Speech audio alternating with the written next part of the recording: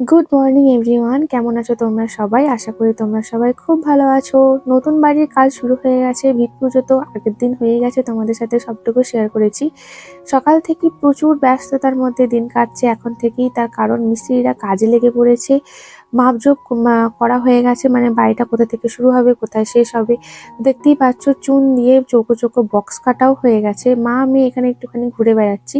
আর অশ্মি না আমাদের কাঁধে চাপতে খুব ভালোবাসে। আমি দাঁড়িয়ে আছি সেহেতু আর কি কাঁধে চাপতে আমার একটু হেল্প লাগলো। অনেকক্ষণ ধরে কাঁধে চাপবো করছিল। আমার মা না মজার ছলে একটা কথা বলে, তুই মেয়ে হয়ে কেন কাঁধে চাপবি? তুই যদি ছেলে হতিস তাহলে তুই কাঁধে চাপতে পারতিস।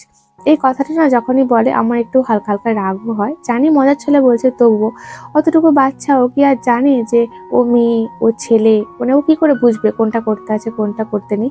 আর তাছাড়া মেয়ে হলে যে কাঁধে চাপতে নেই এমন তো কোনো কথা নেই, তাই না? অশ্মি একটা পাখি দেখতে পেয়েছে, পাখি যে ও কি